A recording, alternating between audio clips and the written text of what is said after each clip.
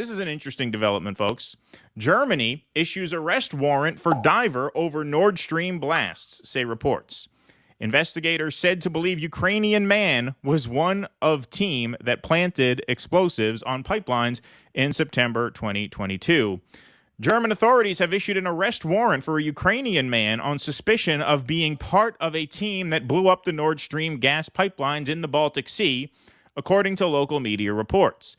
The man, a diving instructor identified only as Volodymyr Z, is last believed to have lived in Poland and is alleged to have dived 80 meters to the seabed at night to plant explosive devices on the pipelines, which ran from Russia to Germany in September 2022.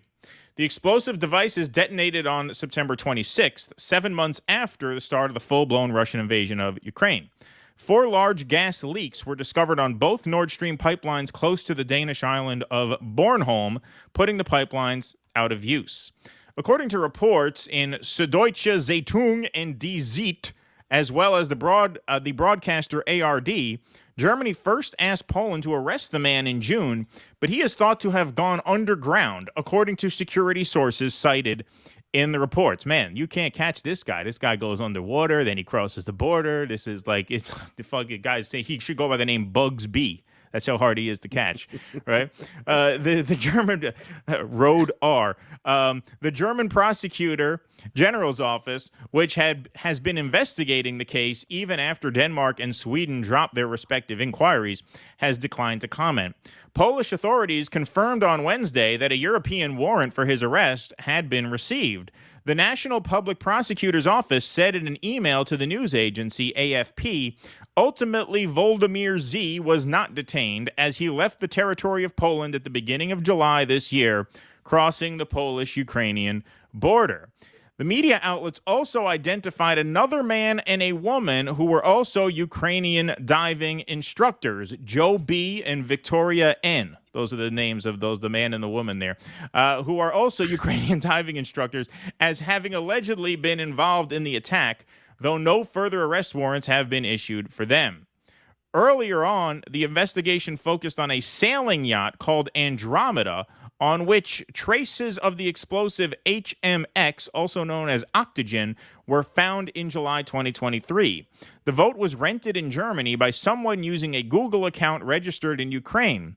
The crew members reportedly used false identities, including a Romanian and Bulgarian passport and that of a Ukrainian soldier who denies involvement and whose identity is believed to have been stolen. The yacht, a 50-foot Bavaria cruiser, started out in Rostock Harbor and stopped off the German island of Rügen, the islands of Bornholm and Kristiansø in Denmark, followed by Sandhamn in Sweden and Kolsbreg in Poland, before returning to Rostock. Volodymyr Z was identified after the white Ukrainian registered Citroen he was driving on Rügen was caught speeding by a police camera, which captured the image of his face on September 8th, 2022.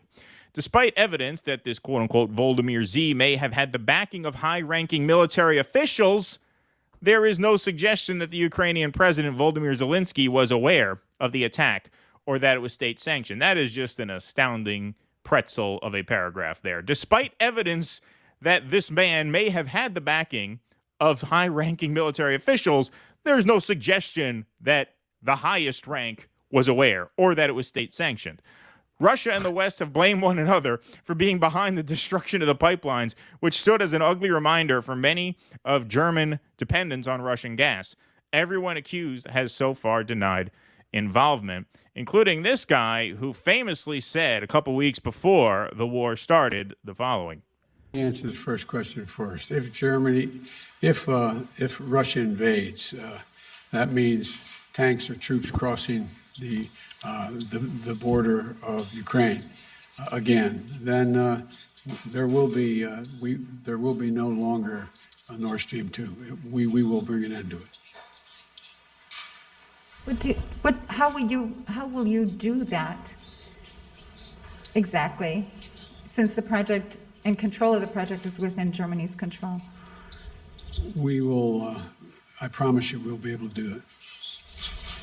All right. I mean, this is just really an exercise in like testing, okay, How obvious can a bullshit story be, and we can still get people to go along with it? And you know, I don't even think they are like, I don't even think they're tricking people into believing that this was not a U.S. Ukraine collaboration. I mean, you have basically a confession right there that we heard just months before the attack. You know, this story is not anywhere near top of mind for 99.9% of people, which is probably why there's not more outrage about it. It's just kind of buried. But this really is. I mean, when you talk about 1984 coming true, you talk about 2 + 2 = 5. I mean, this is a case study in that. This is Exhibit A. Yeah. Well, I mean, why are they doing this? Why are they talking about this? I think this is just about Germany trying to save face over here.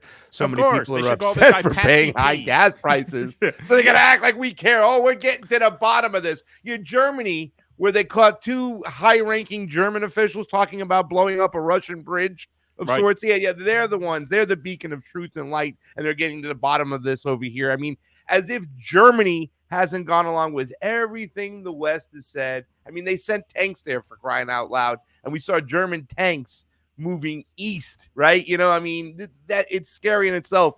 So for them to pull this 180 all of a sudden and act like they're trying to figure out what's what so they can save face to their citizens for handing them the bill for this war, this is just more phony baloney stuff. And it is a shame, though, too, as well, when we heard the interview the other day with Donald Trump and Elon Musk, too, as well. Once again, Donald Trump is kind of bragging that he got it shut down via sanctions, or he didn't have it working because we didn't need that anymore in Nord Stream because we had the Keystone pipeline.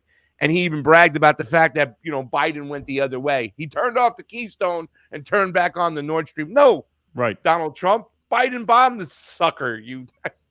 It's just Yeah, no, that, I mean, absolutely. That was just completely muddled messaging on Trump's part, who's just not serious. I mean, look, you were the first person to get this out of me, you know, and I just said it, you know, when I guested on the Jimmy Dore show with you hosting, that, yeah, man, like, gun to my head, lesser evil, Trump. He's been so bad lately. I mean, I wouldn't call Kamala the lesser evil either, but at this point, it's just hopeless. Like, how can you do anything but throw your hands up? I mean, he's just been horrible. He's just been horrible lately. You know, absolutely horrible. It's almost like he's trying to bargain with the deep state to let him in, signaling to them that he's not the kind of threat that they obviously still think he is. But yeah, that moment did stand out to me on his X Spaces, which you covered that with Kim Iverson, right? Yeah, we did it on Kim Iverson's show. We talked about it.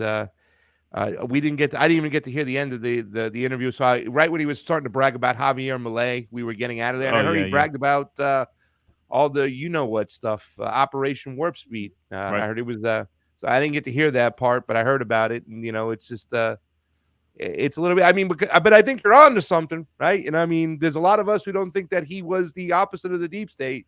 We kind of looked at him as a Manchurian candidate, and now he seems to be coming completely aligned with the deep state, you know, and he doesn't really have to be that independent, crazy voice that we thought at one point was going to maybe take us out of NATO. Remember, that's the reasons why we had eyes on him. Yes. And then he sat there and he told George Bush and his family, you know, in South Carolina, that they lied about the Iraq war. Yep. So I mean, that Donald Trump is far removed and far gone. I mean, he doesn't even have an economic plan. What's his economic plan? He's going to make our energy cheaper. No, we got to get money into our pockets somehow. I mean, there's ways to look at the economy, you know, and I know we're going to talk about inflation and all that stuff like that, but, you know, we have no industry here. And Donald Trump has no plan for that. And his plan for foreign policy is just, I'm going to be tough for the world leaders so they'll stay more in line. We need negotiations. We need to close these bases that we have all over the place. That's not happening with Donald Trump. You hit it on the nose when you said it perfectly. It's almost like he's bargaining with the deep state to get back in. Well, maybe he's meant to. Please clap.